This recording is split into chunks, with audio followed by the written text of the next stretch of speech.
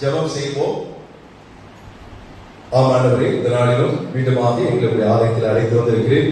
இந்த கிருபை நாட்களே எங்களுக்கு தந்திருக்கு, நன்றி செலுத்துகிறோம். ஒவ்வொரு நாளும் அதிகாலையில் வந்து உங்களுடைய வார்த்தைகளை தியானிக்கும்படியாக, அறிந்து கொள்ளும்படியாக கிருபை தந்திருக்கிறேன், நன்றி செலுத்துகிறோம். இந்த நாளிலும் இந்த வார்த்தை மூலமாக என்னோடு நீ பேசும், எங்களோடு நீ பேசும். இயேசு மூலம் கேட்கிறோம் அன்புள்ள பிதாவே, ஆமென். அல்லேலூயா. கர்த்தர் இந்த கிருபை நாட்களை நமக்கு தந்திருக்கிறார். இந்த 40 நாள் வேத ஆராய்ச்சியிலே ஆலயத்தில் வருவது கர்த்தர் நமக்கு தந்த பெரிய பாக்கியம். எவ்வளவு பேருக்கு இது கிடைக்கல. குறிப்பாக நம்முடைய தமிழகத்திலே கர்த்தர் நல்ல ஒரு திறந்த வாசலை வைத்திருக்கிறார். வேறெல்லாம் சீக்கிரமாக மூடப்பட வேண்டும் என்று சொல்லி ஒரு கூட்ட மக்கள் இதற்காக காத்து கொண்டிருக்கிறார்கள். இல்ல ஆராதிக்கக்கூடிய, இப்படியாக வேத ஆராய்ச்சி நடத்தக்கூடிய, ஆலயத்தில் வந்து கூடக்கூடிய இந்த நிகழ்வெல்லாம் சீக்கிரமாக தடை செய்ய வேண்டும் எண்ணத்தோடு இருக்கிற கூட்டங்கள் நிறைய உண்டு. நீங்க வட மாநிலத்தில் பாத்தீங்கன்னா அவையெல்லாம் நெருங்கி வந்து கொண்டிருக்கிறது. ஆனா நாம் அந்த கிருபையின் நாட்களை ஆண்டவர் நமக்கு கிருபையாய் தந்திருக்கிறார். ஆகவே இவ்வளவு பேராக வந்து நாம் தேவனுடைய வார்த்தை கேட்பது கர்த்தர் நமக்கு தந்த பெரிய பாக்கியம். அது எப்பொழுது அடைபடும் என்று நமக்கு தெரியாது. வேதம் அப்படிதான் சொல்கிறது, சீக்கிரமாக அந்த காலம் வரும் என்று. அப்ப நீங்க நினைச்சாலும் வேதத்தை ஆராய்ச்சி பண்ண முடியாது, வீட்டுக்குள்ள வந்து நீங்க வேதத்தை படிக்க முடியாது. அந்த இந்த கிருபையின் நாட்களிலே நாம் பிரயோஜனப்படுத்திக் கொள்ள வேண்டும். ஒரு நடந்த சம்பவத்தை சொல்லி நான் என்னுடைய செய்திக்குள்ளே நான் கடந்து போக ஆசைப்படுகிறேன். நம்முடைய பாரத பிரதமராக இருந்த ஜவஹர்லால் நேரு, இவர்களிடத்திலே ஒரு இந்துத்துவ அமைப்பினர் ஒரு 10 பேர் கூடி, அவர்கள் பெரிய மனிதர்கள், அவர்கள் கூடி நேருவிடத்திலே ஒரு கம்ப்ளைண்ட் கொடுக்க வருகிறார்கள். என்ன கம்ப்ளைண்ட்னா, அன்னை தெரேசா உங்களுக்கு தெரியும்ல? தெரியும். அவர்கள் இந்த இந்திய தேசத்துல வந்து மத மாற்றத்தை செய்து கொண்டிருக்கிறார்கள். நீங்க என்ன பண்ணுவீங்களே தெரியாது, அவர்களை இந்த நாட்டை விட்டு துரத்தி விட வேண்டும் என்று சொல்லி அந்த அமைப்பினர் வந்து நேருவிடத்திலே சொன்னார்கள். இது நடந்த சம்பவம். இப்போ அவர் சொன்னாரா, அவங்க மதமாற்றம் செய்யறாங்க, அவங்களை துரத்தி விடலாம், அவ்வளவுதானே, வாங்க போகலாம் அப்படின்னு சொல்லி அந்த 10 பேரை கூட்டிக் கொண்டு அந்த தெரேசா இருக்கிற இடத்துக்கு சென்றார்களாம். அப்போ அங்க என்ன நடக்கு, அப்ப போகும்போது இந்த கூட வந்த 10 பேருக்கு ரொம்ப சந்தோஷம். இவரு ஏதோ கட்டி கணிப்பாரு, அதான் மாட்டேன்னு சொல்லுவாரு நினைச்சா, ஈஸியா வா துரத்தி விட்டுறேன்னு சொல்றாரு, சரி ஜாலியா போலாம் அப்படின்ட்டு இவங்க 10 பேர் வராங்க. அங்க போய் அந்த இடத்துக்குள்ள போய் அங்க பாக்குறாங்க. அங்க பார்த்த அந்த காட்சி எல்லாருக்குமே ஒரு அதிர்ச்சியா போய், என்ன ஒரு நினைப்போடு வந்தாங்க, இவங்க ஏதாவது சுவிசேஷத்தை அறிவிச்சுட்டு இருப்பாங்க, எல்லாரையும் ஞானஸ்தானம் கொடுத்துட்டு இருப்பாங்க, ஆண்டவர் பத்தி அதை சொல்லிட்டு இருப்பாங்க, அப்படிதான் அவங்க நினைச்சு வந்தாங்க. ஆனா நடந்தது என்னன்னா, அங்க தொழுநோயாளிகள், லெப்ரசி தெரியும், அவர்களுக்கு புண்களை அவங்க எல்லாம் என்ன பண்ணாங்க, அவங்க ஆட்கள்லாம் தடவி அதை கிளீன் பண்ணி மருந்து போட்டுட்டு இருக்கிறாங்க. அதுல தெரேசாவும் ஒருவர். ஒரு சிலர் உணவு ஊட்டிக்கிட்டு இருக்கிறாங்க, ஒரு சிலர் என்ன பண்றாங்க, குளிப்பாடி கொண்டிருக்கிறாங்க.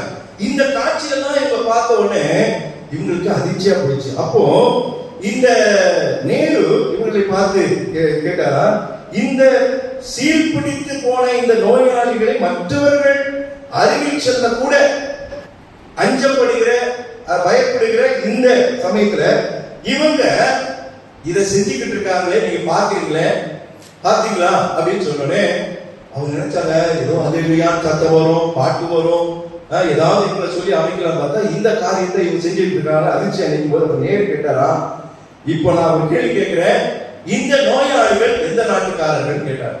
இப்போ அவங்க சொன்னாங்க, நம்ம இந்தியக்காரர்கள். அப்ப அன்னை தெரேசா எந்த நாட்டுக்காரர்கள் கேட்டாங்க, அவங்க வெளிநாட்டுக்காரர்கள். அப்போ சொன்னாங்க, நான் இப்பயே அவங்களை அனுப்பிடுறேன், நீங்க என்ன பண்ணுங்க, 10 பேர் இருக்கீங்களே, உங்க கூட்டம் ஒண்ணு இருக்குல்ல, உங்க வீட்டுல உங்க ஒய்ஃப் இருப்பாங்க, உங்க மனைவிகள் இருப்பாங்க, அவங்களதான் என்ன பண்ணுங்க, இங்க வர வச்சிருக்க. அவங்க வர வச்சு அவங்க நோயாளிகளுக்கு அந்த புண்களை குடைத்து போடட்டும், குளிப்பாட்டி விடட்டும், சாப்பாடு விட்டுட்டோம், வந்து தங்க சொல்லுங்க. இந்த இந்துத்துவ அமைப்பினர் வெக்கி தலை மீது போனாங்களாம். என்னன்னா இது, நம்ம ஏதோ நினைச்சு வந்தோம், இங்க என்னவோ நடந்துகிட்டு இருக்கு, இவர் வேற பிரதமர் வேற உங்க முன்னாடிகளை கொண்டு வந்து செய்கிறாரு அப்படின்னே, அப்படியே எந்த ஒரு வார்த்தை பேசாதபடி அவங்க தலைகுனிந்து போனார்கள் என்று வாசிப்பாங்க. அப்படிப்பட்ட நாட்டை ஆண்டவர்கள் இந்த நாட்டில் இருக்கு. ஆனா இன்னைக்கு அப்படி இல்லை. சீக்கிரமாக பலவிதமான போராட்டங்கள் மத்தியிலே நாம் வாழ போகிறோம். அவை கர்த்தர் கிருபையின் நாட்களை நமக்கு தந்திருக்கிறார். ஆகவே காலத்தை நாம் பிரயோஜனப்படுத்திக் கொள்ள வேண்டும். சரி, தவறுகளும் தண்டனைகளும் என்கிற தலைப்பிலே நான் ஒவ்வொரு நாளும் ஒவ்வொரு மனிதர்களை குறித்து நான் உங்களுக்கு அவங்க செய்த தவறுகளையும் அதனால் பெற்ற தண்டனைகளையும் நான் உங்களுக்கு சொல்லிக் கொண்டு வருகிறேன். ஆதாமியை ஆரம்பித்து அதுக்கு பிறகு காயின், அதுக்கு பிறகு லோத், அதுக்கு அப்புறம் யாக்கோபு, அதுக்கு அப்புறம் மோசே, நேற்றைய தினத்திலே பிழையாமுடைய அந்த தவறுகளும் தண்டனைகளும் நேற்றைய தினத்திலே பார்த்தோம். இல்ல, பிழையாம் தீர்க்கதரிசியாக இருந்தால் கூட ஆண்டுடைய வார்த்தையை மீறி இஸ்ரவேல் ஜனங்களை அவன் சபிக்கும்படியாக பணத்துக்காக ஆசைப்பட்டு அவன் அந்த தவறை செய்தான் என்று வாசிக்கிறான். ஆனால் வேதம் சொல்கிறது, அவன் பிழையா எந்த இஸ்ரவேல் ஜனங்களை சபித்தானோ அவர்களாலே அவன் வெட்டுண்டு மரணம் அடைந்தான் என்று வேதத்திலே வாசிக்கிறோம். சரி, அதை தொடர்ச்சியாக இன்றைக்கு யோசுவா 7ஆம் அதிகாரத்திலே வாசிக்கும் போதே உங்களுக்கு தெரிந்திருக்கும். அதிலே ஒரு மனிதனுடைய பெயர் வருகிறது. யார் அவர்? ஆகான் என்று வாசிக்கிறோம். உடனே ஆகானை குறித்து வேதத்தில் வேறு எந்த பகுதியிலும் அவனுடைய பெயர் குறிக்கப்படவில்லை, யோசுவாவை தவிர. ஆனா ஆகான் என்பவன் இஸ்ரவேல் ஜனங்களை மீட்டு வரக்கூடியதிலே அவன் மோசேக்கும் ஆரோனுக்கும் மிரியாமுக்கும் ரொம்ப உறுதுணையாக இருந்த ஒரு மனிதன் இந்த ஆகான். அப்போ இந்த ஆகானுடைய ஒரு தவறு ஒரு பெரிய ஒரு கஷ்டத்தை அவனுடைய வாழ்க்கையில கொண்டு வருகிறதை நாம் பார்க்கிறோம். என்ன நடக்குது என்பதை நாம் கொஞ்சம் அப்படி பார்ப்போம். மோசேயை வருத்தி விட்டான். மோசே பிறகு அந்த பொறுப்பை யார் எடுத்துக்கொண்டார்? யோசுவா எடுத்துக்கொள்கிறார். யோசுவா இந்த ஜனங்களை என்ன பண்ணா வழி நடத்தி கொண்டு வருகிறார். அப்போ ஆண்டவர் சொன்னா, நான் உன்னை விட்டு விலகுவதில்லை, உன்னை கைவிடுவதில்லை, நீ பயப்படாதே, மோசேயோடு இருந்தது போல நான் உன்னோடு இருப்பேன் என்று நம்பிக்கையின் வார்த்தையை கொடுத்து இஸ்ரவேல் ஜனங்களை நடத்தும்படியாக ஆண்டவர் யோசுவாவை தெரிந்து கொள்கிறார். அப்போ நான் ஏற்கனவே சொன்னபோது ஒவ்வொரு ஊரை கடந்துதான் இவங்க எங்க போக முடியும்? கானான் தேசத்துக்கு கிட்ட வந்துட்டாங்க. அப்ப இங்க நடக்குது என்ன? இங்கே யோர்தான் நதி இடையிலே அங்கே இருக்கிறது. அப்ப அந்த யோர்தான் நதியை இவர்கள் கடந்து போவதை பார்க்கிறோம். எப்படி மோசே செங்கடலை பிளந்து ஜனங்களை வெட்டாந்தரையிலே நடத்தி கொண்டு போனாரோ அந்த விதமாக யோர்தான் நதியும் என்னாச்சு? பிளந்தது என்று வாசிக்கிறோம். யோர்தான் நதியிலே இஸ்ரவேல் ஜனங்கள் நடந்து போனார்கள். உடன்படிக்கை பெட்டி முன்னே போகும்போது இவர்கள் பின்னே சென்றார்கள் என்று சொல்லி நாம் யோசுவா 3ஆம் அதிகாரத்திலே நாம் வாசிக்கின்றோம். 17ஆம் வசனத்தை வாசிங்க. அதை வாசிச்சு நம்ம அடுத்த கதைக்கு போவோம். 3:17 சகல ஜனங்களும் யோர்தானை கடந்து தீர்மானமும் கர்த்தருடைய உடன்படிக்கை பெட்டியை சுமக்கிற ஆசாரியர்கள் யோர்தானின் நடுவிலே தண்ணீர் இல்லாத தரையிலே காலூன்றி நிற்கும் போது இஸ்ரவேல் எல்லாரும் தண்ணீரற்ற உலர்ந்த தரவழியாய் கடந்து போனார். ஹல்லேலூயா! எவ்வளவு பெரிய அற்புதம்! மோசே செய்தது போல ஆண்டவருடைய தயவால யோசுவா என்ன பண்ணுகிறார்? யோர்தான் நதியில இவர்களை நடந்து போக பண்ணுகிறார். அடுத்துதான் முக்கியமான ஒரு காரியம் வருகிறது. அங்க எரிகோ பட்டணம் வருகிறது. எரிகோ பட்டணத்துல வேதம் சொல்கிறது, உள்ளே இருந்து யாரும் வெளியே வர முடியாது. அது ஈஸியா வர முடியாது. ஆமா, அங்க கட்டளை பிறந்தால்தான் வெளியே வர முடியும். இங்க இருந்து உள்ள போக முடியாது. ஏன்னா எரிகோ பட்டணம் அடைக்கப்பட்டிருந்தது என்று வாசிக்கிறோம். அப்ப இவங்களை உள்ள விட்டுருவாங்களா? அப்ப யோசுவா வந்து கடவுள்கிட்ட ஜெபம் பண்றாரு, என்ன ஆண்டவரே, நாங்க இப்ப இதை கடந்து போகணுமே அப்படின்னு சொல்லும்போது அங்க என்ன நடக்குது? 6ஆம் அதிகாரம் 1ஆம் வசனத்தை வாசிங்க. எரிகோ அடைக்கப்பட்டிருந்தது, ஒருவரும் வெளியே போகவும் இல்லை. அப்ப கர்த்தர் யோசுவா நோக்கி என்ன சொல்றாரு? இந்த பாருங்க, நான் வச்சிடலாம், எரிகோவையும் அந்த ராஜாவையும் யுத்த வீரரையும் கையில ஒப்பு கொடுத்தேனே, அந்த மாதிரி ஏற்கனவே நீங்க பார்த்தோம்ல பிள்ளையாமத்துல எல்லாரையும் அவரு வெற்றி கொடுத்துட்டே இருக்கிறார். இங்கேயும் உனக்கு நான் ஒரு பெரிய வெற்றியை உனக்கு தருவேன் என்று சொல்லி, ஆனா நீங்க ஒரு காரியம் செய்யணும் என்று சொல்லி என்ன சொல்றாரு? 7 நாள் செய்ய வேண்டியது. முதல்ல ஒவ்வொரு நாளும் 6 நாளும் என்ன பண்ணணும்? அந்த வழியில நீங்க சுத்தி வரணும். 7ஆவது நாள் 7 முறை சுத்தி வரணும். எதுவுமே நீங்க ஈஸியா கிடைக்காதுங்க. இன்னைக்கு என்ன தெரியுங்களா? ஆண்டவரை கேட்டா உடனே கிடைச்சிருக்கு. சில நேரத்துல தருகிறார், சில நேரம் நான் அடிக்கடி சொல்வேன், 3 பதில் கண்டிப்பா உங்களுக்கு நம்முடைய விண்ணப்பங்களுக்கு பிரேயர் என்னது? ஒண்ணுல எஸ், உடனே கொடுத்துருவார், இல்லனா நோ, கிடையவே கடைசி வரைக்கும் கிடைக்காது. அது உதாரணங்களா இருக்கு இல்ல. அப்போஸ்தலனாகிய பவுல் என்ன பண்ணாரு? இந்த வேலையிலும் என்னை விட்டு நீங்க முடியாம நான் 3 முறை வேண்டினேன். ஆனா ஆண்டவர் என்ன பதில் கொடுத்தார்? என் கிருபை உனக்கு, அவ்வளவுதான். இதோட நாம என்ன பண்ணணும்? கடந்து போகணும். 3வது பதில் இருக்குது, வெயிட். ஆபிரகாம் ஆசீர்வாதங்களுக்காக காத்திருக்கிறார். இப்போ இதெல்லாம் பதில்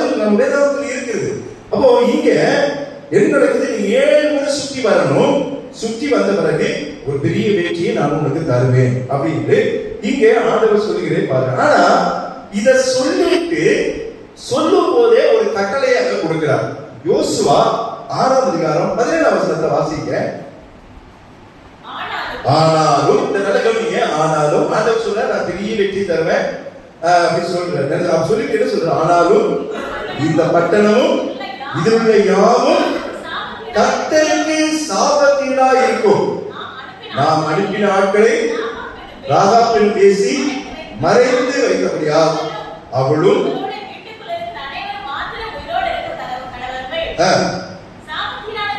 நல்ல கேளுங்க. ஒரு கட்டளை சொல்லிட்டார், சாபத்தீடானதில் ஏதாகிலும் எடுத்துக் கொள்கிறதுனாலே நீங்கள் சாபத்தீடாகாதபடிக்கும் இஸ்ரவேல் பாளையத்தை சாபத்தீடாக்கி அதை கலக்கப்படாதபடிக்கும் நீங்கள் சாபத்தீடானதற்கு மாத்திரம் சொல்லிட்டு என்ன சொல்றாரு, சகல வெள்ளியும் பொன்னும் வெண்கலத்தினாலும் இரும்பினாலும் செய்யப்பட்ட பாத்திரங்களும் கர்த்தருக்கு பரிசுத்தமானவர்கள், அவைகள் கர்த்தருக்கு பொக்கிஷங்கள். எதை எடுக்கணும் எதை எடுக்க கூடாதுன்னு ஒரு கட்டளை. பொன் வெள்ளி இவைகள்தான் நீ எடுத்து என்ன பண்ணணும், ஆண்டவருடைய அந்த பொக்கிஷ சாலையில நீ சேர்க்கணும். மற்ற எதையும் நீங்க தொடக்கூடாது. இப்படிதான் அது சொல்லப்படுகிறது. இதை சொல்லிதான் அங்க என்ன நடக்குது, ஒரு பெரிய வெற்றியை ஆண்டவர் அங்க கொடுக்கறதை நம்ம பார்க்கிறோம். என்ன அவங்க என்ன பண்ணாங்க, 7ஆம் நாளிலே 15ஆம் வசனத்துல அதிகாலையிலே அவங்க கிழக்கு வெளுக்கும் போது எடுத்திருந்து அந்த பிரகாரமே பட்டணத்தை 7 தடவை சுற்றி வந்தார்கள். நடந்தது என்ன, எல்லாம் எக்காலத்தை ஊதுங்கன்னு சொன்னார். எக்காலத்தை ஊதுறாங்க, ஜனங்க ஆர்ப்பரிக்கிறாங்க. கர்த்தர் உங்களுக்கு பட்டணங்களை ஒப்பு கொடுத்தார். அந்த எரிகோனுடைய அகலம் இடிந்து விழுந்தது என்று வாசிக்கிறோம். பெரிய வெற்றி ஆண்டவர் கொடுக்கிறார். தொடர்ந்து வெற்றியை கொடுத்து வருகிறார். யாருக்கு? இஸ்ரவேல் ஜனங்களுக்கு. மோசேயின் மூலமாகவும் யோசுவாவின் மூலமாகவும் ஆண்டவர் பெரிய பெரிய வெற்றி ஆண்டவர் கொடுத்து, கொஞ்சம் பேரா தான் போவாங்க. இவங்களுக்கு ஒரு முக்கியமான காரியம் தெரியுமா, டக்குன்னு நினைச்ச உடனே இவ்வளவு பேர் முடிவு பண்ணி போக மாட்டாங்க. முதல்ல அந்த ஊரை பத்தி வேவு பார்க்க ஆள அனுப்புவாங்க. அவங்க கொடுக்கிற அந்த ஸ்டேட்மெண்ட்டை வச்சுதான் எத்தனை பேரை இங்க அனுப்பணும், யாரை அனுப்பணும்ன்றது முடிவு எடுக்கிறது மோசே. அதுக்கு பிறகு இப்ப யோசுவா. ஆண்டவருடைய வார்த்தையை கேட்டு கேட்டு இவைகளெல்லாம் செயல்படுத்திக் கொண்டு வருகிறார். ஆண்டவர் பெரிய வெற்றி கொடுக்கிறார். ஆண்டவர் அப்பப்போ சில கட்டளைகளையும் அவர் கொடுப்பார். அதையெல்லாம் நிறைவேற்றி அதை செயல்படுத்தி நாம் என்ன பண்ணணும், முன்னேறி கொண்டே இருக்க வேண்டும். நம்முடைய வாழ்க்கையில நம்முடைய கட்டளைகளை, ஆண்டுடைய கட்டளைகளை நாம் மீறும் போது நம்ம போக வேண்டிய பாதை தடைபடுகிறதை நாம் பார்க்கிறோம். நமக்கு ஒரு பெரிய ஆசீர்வாதத்தை ஆண்டவர் வைத்திருக்கிறார். ஆசீர்வாதம் ஒரு பணம், புகழ், பேர் இவை மட்டுமல்ல. ஆமா, நமக்கு யாருக்கும் கிடைக்காத ஒரு பெரிய மனமகிழ்ச்சி, சந்தோஷம், சமாதானம் எல்லாம் ஆண்டவர் நமக்கு வைத்திருக்கிறார். பற்றாக்குறையிலும் நாம் மனமகிழ்ச்சியோடு இருப்போம். தேவைகள் மத்தியிலே நாம் மனமகிழ்ச்சியோடு இருப்போம். பலவீனங்கள் மத்தியிலே நாம் மனமகிழ்ச்சியோடு இருப்போம். அப்படிதான் ஆண்டவர் நம்மை அழைத்திருக்கிறார். ஆனா அவருடைய கட்டளைகளை மீறும் போது நாம் சாபத்துக்குள்ளா மாறிவிடுகிறோம். ஒரே கிருபை நாட்கள் இருக்கிறோம். ஆனால் தப்பித்துக் கொள்ளலாம் முடியாது. சின்ன சின்ன தண்டனைகளை இந்த உலகத்திலே ஆண்டவருக்கு நாம் பெற்றுத்தான் ஆகும். அப்பெல்லாம் பயங்கரமான அடி. ஆமா, ஆண்டவர் அவர்களை பூமியோடு அவர் புதைத்து விடுகிறார் ஆண்டவர். ஆனா இன்னைக்கு நமக்கு அப்படி செய்யறது சின்ன சின்ன ஒரு தட்டு கொடுக்கிறார், தாங்குற அளவுக்கு தட்டு கொடுக்கிறார். அதனால கர்த்தருடைய பிள்ளைகள் தேவனுடைய கட்டளை ஒருபோதும் மீறக்கூடாது. நம்முடைய நோக்கம் எல்லாம் இந்த நாட்டிலே தவறுகளை கேட்டு, ஒவ்வொரு மனிதனுடைய தவறுகளை கேட்டு, அந்த தண்டனைகளை கேட்டு, அவைகளிலிருந்து அந்த தவறுகளை நாம் செய்யக்கூடாது. அதற்காக தான் இந்த பைபிள் ஸ்டடி, அதுக்காக தான் இந்த தலைப்பு, அதற்காக தான் இந்த வேத ஆராய்ச்சி. ஆகவே நாம் கட்டளைகளை மீறக்கூடாது. இங்க ஆண்டவர் பெரிய வெற்றியை கொடுக்கிறார். ஆனா சொல்லிட்டு என்ன சொல்றாரு, நீங்க இந்த தேசத்தை எல்லாத்தையும் எடுத்துக்கலாம், ஆனா ஒரு குடும்பத்தை மட்டும் நீங்க என்ன பண்ணணும், விட்டுக்கணும். யாரது? ராகாப் என்கிற அந்த வேசி என்று வேதம் சொல்கிறது. அப்ப அவங்க ஏன்னா இந்த வேதம் பார்க்க போகும்போது அவங்க போக இடையில்லாம இருந்த போது இந்த ராகாப் என்பவர்கள் இவர்களை அரவணைத்து சாப்பாடு போட்டு பத்திரமா, பிரச்சனைகளா நிறைய பேர் வந்து அவங்க பிரச்சனை பண்ணா கூட அவங்களை காப்பாற்றி அனுப்புறாங்க. அந்த நன்றியோடு யோசுவா சொல்றாரு, அவங்களை மட்டும் விட்டுரு, மத்த ஒருத்தரையும் விடக்கூடாது. இது யோசுவாவுடைய வார்த்தை இல்ல, ஆண்டவருடைய வார்த்தை. ஏன்னா கானான் தேசத்துக்குள்ள போகணும்னா இவ்வளவு தடைகளை தாண்டி தான் போகணும். ஈஸியா கிடைக்காது. கானான் தேசம் பரலோகத்துக்கு ஒரு காரியமாக நாம் பேசி வருகிறோம். ஒரு பாஸ்டர் கூட பேசுறாரு இல்ல, கானான் எகிப்து கானானுக்குள்ளே என்று சொல்லி அந்த ஒரு தலைப்புல பேசினார். அது சொன்னார், கானான் என்பது கானானுக்கு போகணும்னா எவ்வளவு தடைகள் வந்ததோ அது மாதிரி பரலோகம் போவதற்கு நமக்கு நிறைய தடைகளை கொண்டு வருவாங்க. யாரு? நாம கொண்டு வர தேவையில்ல, பிசாசு கொண்டு வந்துருவோம். ஆனா அதற்கு நம்ம என்ன பண்ணுவோம்? மாட்டி. நான் அடிக்கடி ஒன்று சொல்லுவாங்க, நம்முடைய இலக்கு, நம்முடைய வாஞ்சி எங்க போகணும்? பரலோகத்துக்கு. இந்த உலகத்துல எவ்வளவு கஷ்டமானா அனுபவிக்கலாம், ஒன்றும் பிரச்சனையே கிடையாது. ஏன்னா கொஞ்ச காலம், இந்த காலம்லாம் நமக்கு லேசான உபத்திரவம். ஆனா பரலோகத்தை இழந்து விட்டுட்டோம்னா நம்முடைய முயற்சி, இந்த ஆலய கூடுகை, ஜெபம் பண்ணது, வேத வாசித்தது இல்ல எல்லாமே வீணாய் போயிடும். நம்முடைய நோக்கம் எல்லாம் ஆண்டவரோடு, அவரோடு இருக்கணும். அப்போ அந்த பரம காணானாகிய பரலோகத்துக்கு போகணும்னா தடைகளை பிசாசு கொண்டு வருவான். அந்த தடைகளை மீறி நாம் என்ன பண்ணோம்? பாதைகளை முன்னேற வேண்டும். ஆண்டவருடைய கட்டளைகளை கீழ்ப்படிந்து போகும்போதுதான் அவர் வைத்த அந்த பாதையில நம்ம செல்ல முடியும். இப்ப இங்க இவ்வளவு சொல்லி என்ன நடந்தது? அங்க அடுத்து இன்னொரு ஊருக்கு அவன் போகணும். யோசுவா 7ஆம் அதிகாரத்தை இப்ப திருப்பி வைத்துக் கொள்வோம். நடந்தது என்ன என்று நான் பார்க்கும்போது, இப்போ இன்னொரு ஊருக்கு போகணும். எங்க? 2ஆம் வசனத்தை வாசிங்க. 7:2 எரிகோவில் இருந்து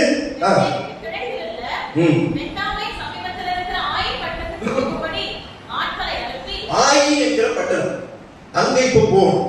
அப்போ வேவு பார்க்க ஆள் அனுப்புறாங்க. அப்ப அங்க என்ன செய்தி வருகிறது? ஏன்னா இவனுடைய தவறை நம்ம புரிந்து கொள்ளணும்னா நம்ம கதையை புரிந்து கொள்ளணும். புரிந்து கொண்டாதான் தவறை புரிந்து கொள்ள முடியும். அப்ப அந்த பட்டணத்துல வந்து என்ன சொல்றாங்க? ஒரு பெரிய ஊர்லாம் கிடையாது, நிறைய ஆள்லாம் கிடையாது. இங்க இருந்து நம்ம எத்தனை பேர் போனா போதும்? 3000 பேர் போனா, 3000 பேர் போனா போதும், இந்த பட்டணத்தை நம்ம பிடிச்சிடலாம். இப்படி இவர்கள் சொல்வதை கேட்டு இவங்க அனுப்பி பெரிய வெற்றியை ஆண்டவர் கொடுத்தாங்க. இப்போ அந்த 3000 பேரை அனுப்புறாங்க. அப்ப நடந்தது என்ன? 5ஆம் வசனத்தை வாசிங்க. ஆயின் மனுஷர் அவர்களில் ஏறக்குறைய 36 பேரை வெட்டி போட்டார்கள். 3000 பேர்ல இஸ்ரவேல் ஜனங்களை அனுப்புறாரு. ஆனா யார் அனுப்புறது? யோசுவா அனுப்புறது. யார் மூலமாக அனுப்புறது? ஆண்டவர் மூலமாக அனுப்புறது. ஆனா இப்ப இங்க என்ன நடக்குது? இஸ்ரவேல் ஜனங்களுக்கு ஒரு தோல்வி. 36 பேர் வெட்டினோன்னு அந்த 3000 பேர் என்ன யோசிச்சாங்க? ஐயோ தப்பா செஞ்சுட்டோம், ஏதோ தப்பா நடந்துச்சு, நம்ம தப்பா யோசிச்சோம். சில நேரம் நம்முடைய ஆலோசனை அப்படிதான் போயிடும். இல்ல ஒண்ணு யோசிப்போம், ஒண்ணு நடக்கும்.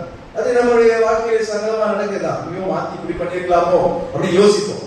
ஆனா இவங்க யோசிக்க நேரம் இல்ல. என்ன சொல்லுவாங்க? தலை தெரிஞ்ச வருவாங்கன்னு சொல்லுவாங்க. அந்த மாதிரி திரும்பி வராங்க. அதை கேள்விப்பட்டோட யோசுவாவுக்கு அதிர்ச்சி ஆயிடுச்சு. இன்னும் ஆண்டவர் இவ்வளவு நாள் எனக்கு வெற்றியை கொடுத்தீரு, இன்னைக்கு ஆயி பட்டணத்துல போய் 3000 பேரை கொண்டு போய் போனா 36 வெட்டி போட்டு மீதிலாம் ஓடி வந்துட்டு இருக்காங்க. 6ஆம் வசனத்தை வாசிங்க. அப்பொழுது யோசுவா தன் வஸ்திரங்களை கிழித்து கொண்டு அழுகிறான். ஏன்னா அவன் எதிர்பார்க்க சில நேரத்துல எதிர்பாராத தோல்வி நம்முடைய வாழ்க்கையில வருது. நீங்க சோர்ந்து போகாதீங்க. ஆமா, என்ன நடக்குது அங்க? அவன் வஸ்திரங்களை கிழித்து அவனும் இஸ்ரவேலின் மூப்பரும் சாயங்காலம் மட்டும் கர்த்தரின் பெட்டி கொண்டாக தலைகளில் முகத்துப்புற விழுந்து தங்கள் தலையின் மேல். அப்போ என்ன நடக்குது? யோசுவா அழுகுறான், அழுது ஜெபம் பண்றான்.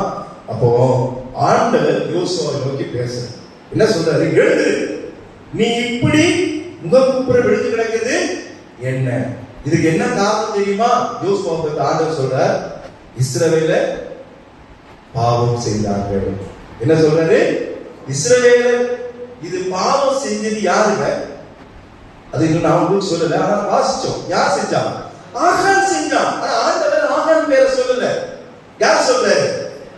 ஒருத்தர் செய்யற தவறு ஒட்டுமொத்த கூட்டத்தையும் ஒரு பெரிய பாவத்துக்குள்ள கொண்டு போகும். நீங்க செய்யற தவறு உங்க குடும்பத்தை பாதிக்கும், நீங்க செய்யற தவறு உங்க சபையை பாதிக்கும், நீங்க செய்யற தவறும் பாவமும் இப்படி சமுதாயத்தை பாதிக்கும். தனிப்பட்ட வாழ்க்கையிலே நாம் மாற வேண்டும். ஆண்டவர் தனிப்பட்ட மனிதனை அங்க கூப்பிடல, சொல்லல. இஸ்ரவேலர்கள் பாவம் செய்தார்கள், என் உடன்படிக்கையை மீறினார்கள், சாபத்தீரானதை எடுத்துக் கொண்டார்கள், களவு செய்தார்கள், வஞ்சித்தார்கள், தங்கள் பண்டம்பாடிக்குள்ளே வைத்துக் கொண்டார்கள். எவ்வளவு குற்றம் பாருங்க, எவ்வளவு குற்றம். இது ஒரே மனிதன் செஞ்சான், அவன் செஞ்ச தவறு. ஆனா யோசுவாவுக்கு தெரியாது, கர்த்தருக்கு தெரியும். கர்த்தருக்கு யார் இதை செய்தார்கள் கர்த்தருக்கு தெரியும். அவரிடத்துல இருந்து எந்த ஒரு காரியத்தையும் மறைக்க முடியும். சில நேரத்துல நம்ம யாருக்கு தெரியாம, மனைவிக்கு தெரியாம, கணவனுக்கு தெரியாம, பிள்ளைகளுக்கு தெரியாம, இல்ல யாருக்கு தெரியாம ஏதோ ஒரு பாவத்தை தவற நம்ம செஞ்சுட்டோம்னா யாரும் பார்க்கலப்பா அப்படின்னு நினைப்போம். ஆனா 2 பேர் பார்த்துக்கிட்டே இருக்காங்க, 2 பேர் பார்த்துக்கிட்டே இருக்காங்க. ஒருத்தர் சந்தோஷப்படுவார், ஒருத்தர் துக்கப்படுவார். யார் சந்தோஷப்படுவார்?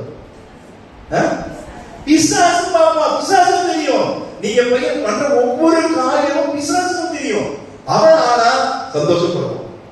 ஆமா, இன்னும் எண்ணெய் தூக்கி உங்களுக்கு ஊத்துவான். எரிகிற தீல எண்ணெய் ஊத்திட்டே இருப்பான். ஏன்னா இன்னும் நல்லா நீங்க எரிஞ்சு தப்பா நீங்க வாழணும்.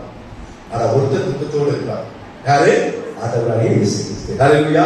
நாம் தவறு செய்யும் போது ஆண்டவர் துக்கப்படுகிறார். இங்க பெயரை சொல்லப்படல. ஆனா இவங்க வஞ்சித்து வைத்ததுனால இனி ஒரு பெரிய தண்டனை. என்ன சொல்றாரு? 12ஆம் வசனத்துல கடைசி பகுதி வாசிங்க. இனி உங்களோடு 7ஆம் அதிகாரம் 12ஆம் வசனமா? இல்ல, கடைசி பகுதி வாசிங்க.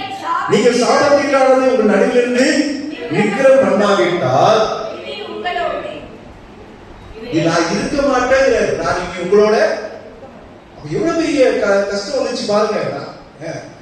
ஒரு கணவன் இல்லைன்னா பரவாயில்ல, ஒரு மனைவி இல்லைன்னா பரவாயில்ல, பிள்ளைங்க இல்லைன்னா பரவாயில்ல, ஆண்டவர் நமக்கு நம்ம கூட வரவே மாட்டேன், இருக்கவே மாட்டேன்றானா அதை காட்டிலும் நம்ம அதுக்கு நம்ம வாழ்வதை காட்டிலும் வீண்.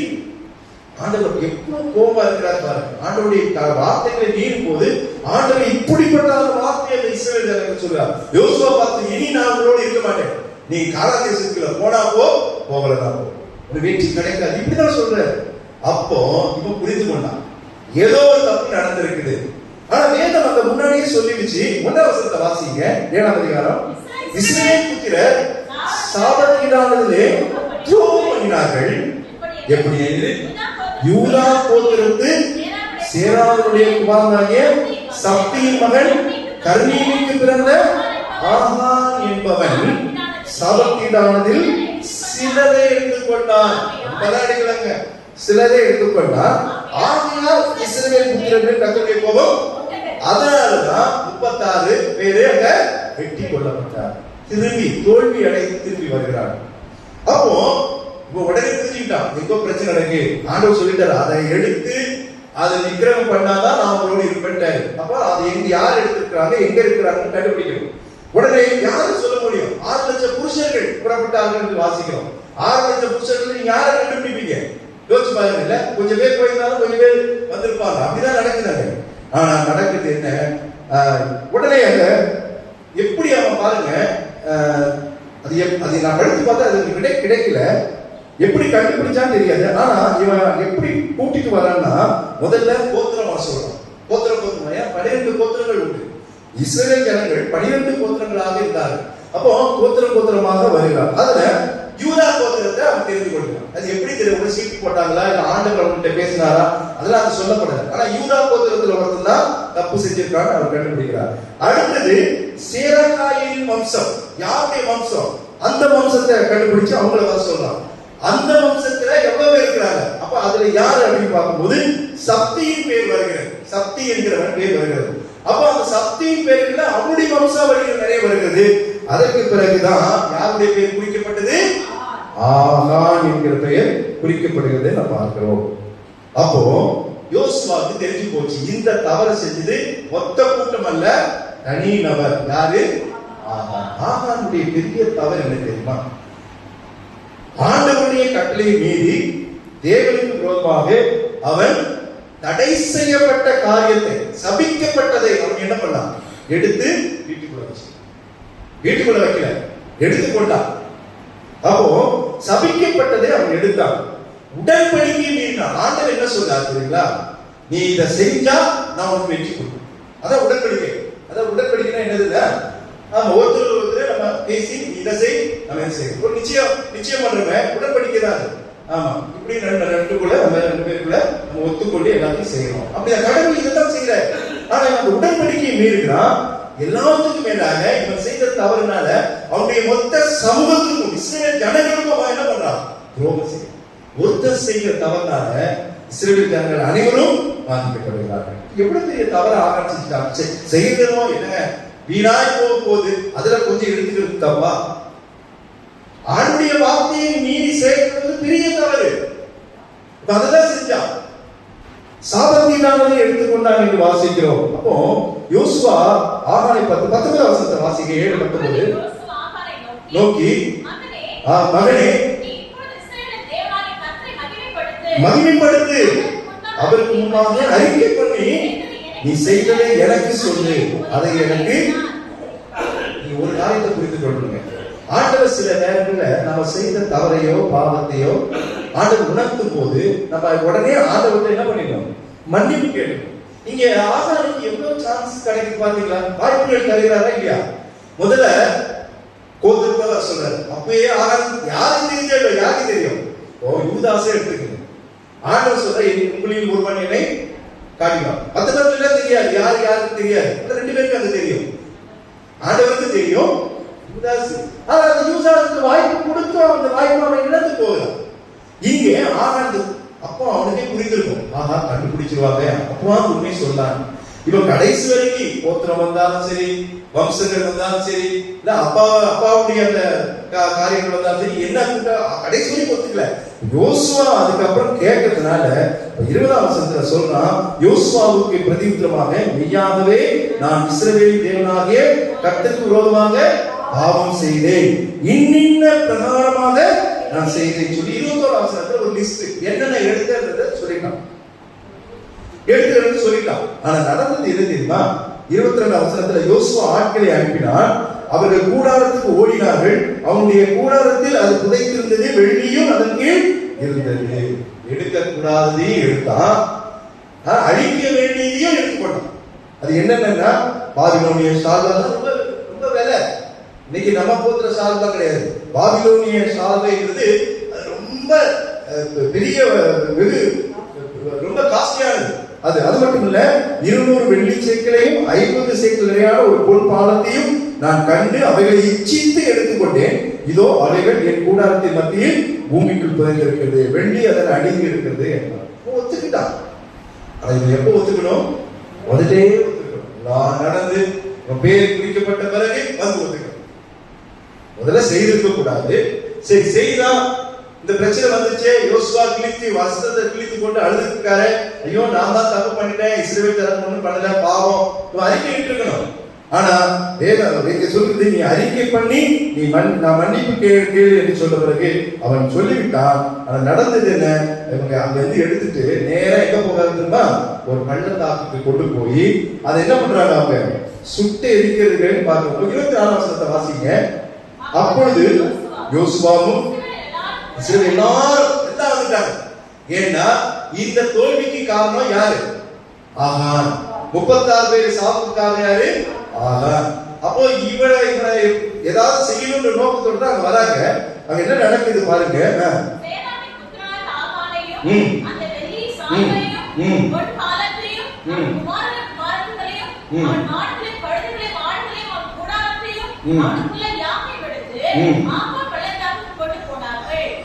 அந்த ஆதோர் பள்ளத்தாக்கு போடப்பட்டிருக்கிறது. அந்த ஆதோர் பள்ளத்தாக்கு, இதை ஏன் அந்த ஆதோர் பள்ளத்தாக்குன்னு பேர் வந்ததுன்னா, இந்த சம்பவத்துக்கு பிறகுதான் அந்த ஆதோர் பள்ளத்தாக்கு என்று பெயர் மாற்றப்பட்டது. 25ஆம் வசனத்துல யோசுவா என்ன சொல்றாரு? நீ எங்களை கலங்க, நீ பெரிய பாவம் செய்தார், நீ பெரிய தவறு செய்தார், நீ ஏன் எங்களை கலங்க பண்ணினது என்ன? இன்று கர்த்தர் உன்னை கலங்க பண்ணுவார் என்றான் என்று வாசிக்கிறோம்ல. நீ ஆண்டவரை கலங்க செய்தா ஆண்டவர் உங்களை கலங்க பண்ணுவார். ஆண்டவர் கலங்க பண்ணினார்னா அதை நீங்க தாங்கவே முடியாது. நீ வருவதை விட கடைசி தண்டனையான மரணத்தை ஆண்டவர் நமக்கு தரமாட்டார். ஆனா இந்த உலகத்துல நீங்க இருந்து கஷ்டப்படக்கூடிய சின்ன சின்ன தண்டனையை ஆண்டவர் நமக்கு கொடுத்து கொண்டே இருப்பார். சில நேரத்தில் அதெல்லாம் அறிந்து கொடுத்ததில்லை. எல்லாமே ஆண்டவர் தருகிற தண்டனையாக வேதம் சொல்லப்படவில்லை. தவறு செஞ்சாலும் யோகுலாம் பாத்தீங்கன்னா ஒன்றுமே செய்யாது. அவனை போல ஒரு பரிசுத்தமான பூமியில கிடையாது, தேவனை அறிந்தவன் கிடையாது. அவன் அவ்வளவு பெரிய தண்டனை பெற்றான். கர்த்தர் அதற்கு அனுமதித்தார், அவ்வளவுதான். பிசாசு அவனுக்கு தண்டனை கொண்டு வந்து கொடுத்தார், ஆண்டவருடைய அனுமதியோடு. அப்படி நடந்தது. ஆனா நாம் நமக்கு தவறுகளை சுட்டி காட்டும் போது நமக்கு தெரியும், நாம செய்கிற தப்பு நமக்கு கண்டிப்பா தெரியும். எனக்கு தெரியாம செஞ்சு பாஸ்டர் வாய்ப்பே, நமக்கு தெரியாம எந்த தப்பையும் செய்யணும், தெரிஞ்சுதான் நம்ம செய்யணும். அது தவறுகளையே ஆண்டவர் உணர்த்தி காட்டும் போது இந்த தவறுகளை செய்வது 40 நாள் கர்த்தர் நமக்கு விசேஷமாக தந்திருக்கிறார், கிருபையாக தந்திருக்கிறார். கடந்த வருடத்திலே இந்த வேதாராய்ச்சியில வந்தவர்கள் எவ்வளவு பேர் இல்லை, ஆனா கர்த்தர் நமக்கு ஜீவனை கொடுத்திருக்கிறார். ஆனா நான் சொல்றேன், என்று அடுத்த வருடம் இது தடைபெற கூட செய்யப்படலாம். இப்படிப்பட்ட நாட்கள் வருகிறது, சீக்கிரமாக வருகிறது. காலத்தை பிரயோஜனப்படுத்திக் கொள்ள வேண்டும் என்று சொல்லி வேதம் சொல்கிறது. ஆகவே தேவனுடைய வார்த்தை கேட்கும் போது மனதில் என்ன சொல்ற, நீ இன்று கர்த்தர் உன்னை கலங்க பண்ணுவார் என்று சொல்லிட்டு, அப்பொழுது என்ன நடந்தது? யோசுவாவே எதிர்பார்க்காத ஒரு நிகழ்ச்சி நடக்கிறது. இந்த ஆகான் செய்த தவறுகளுக்கு கிடைத்த தண்டனை என்ன தெரியுமா? 25 வசனத்தை வாசிங்க. யோசுவா, நீ எங்களை கலங்க பண்ணினது என்ன? இந்த கர்த்தர் உன்னை கலங்க பண்ணுவார் என்றான். அப்பொழுது இஸ்ரவேல் எல்லாரும் என்ன பண்ணாங்க? அவன் மேல் கல்லெறிந்து அவைகள் அக்கினியில் சுட்டெரித்து கற்களினால் மூடி அவன் மேல் இந்நாள் வரைக்கும் பெரிய கற்குழியிலே, அதாவது கல்லால அடிச்சு அவனை அப்படியே, அவன் மட்டும் இல்ல, அவனை சார்ந்தவர்கள். அங்க என்ன வாசிக்கிறோம்? அவன் குமாரத்தி, அவன் மாடுகள், அவன் கழுதைகள், அவனுடைய ஆடுகள், அவன் கூடாரத்தி, அவனுடைய யாவையும் எடுத்து ஆவோர் பள்ளத்தாக்கு கொண்டு போனார்கள். அப்போ அந்த கற்குழியில் எவ்வளவு பெருசா இருக்கும்? புரியுதுங்களா? ஒரு மனுஷனை எரிச்சு, ஒரு குடும்பத்தை எரிச்சு போட்டோம்னா கற்குழி சின்னதா இருக்கும். அங்க என்னென்னலாம் இருக்குது? அவன் வச்சுட்டு ஆடு, மாடு, வீட்டினுடைய கூடாரம் எல்லாத்தையும் கொண்டு வந்து, அப்ப அது எவ்வளவு பெரிய இடமா இருக்கும்.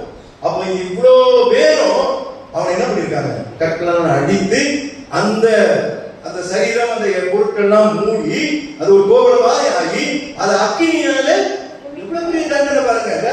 ஆகாரம் ஏதோ சாதாரணமா செஞ்சாங்க, இது பெருசா அவன் எடுத்துக்கல. இது என்னங்க, இது வீணா போகுது, விட்டுட்டு தானே வர போறோம், கொஞ்சம் எடுத்துக்கலாம் அப்படிதான் அவன் நினைத்தான். கர்த்தருடைய பிள்ளைகள் சின்ன தவறோ பெரிய தவறோ ஆண்டவருக்கு விரோதமாக செயல்பட்டால் கர்த்தருடைய தண்டையிலிருந்து ஒரு மனிதனும் தப்பிக்கவே முடியாது. ஆமா, இந்நாள் வரைக்கும் இருக்கிற பெரிய கற்குழியிலே குதித்தார்கள். அப்படியே கர்த்தர் தமது கோபத்தின் உக்கரத்தை விட்டு, அப்பதான் அவருக்கு ஆண்டவருடைய கோபம் குறைஞ்சு உங்களுடைய இருக்க மாட்டேன்னு சொன்னார். இஸ்ரவேல் ஜனங்கள் மேல கோபப்பட்டார். இப்ப இது நடந்த பிறகு அவருடைய மனது மாறினது, உக்கிரத்தை விட்டு மாறினார். ஆகையால் இவ்விடம் இந்நாள் வரைக்கும் ஆவோர் பள்ளத்தாக்கு எனப்படுகிறது. கர்த்தருக்கு பிரியமானவர்களே, ஆகான் அது சின்ன தப்பா கூட தெரியலாம், அவருடைய கட்டளை மீறலாம்.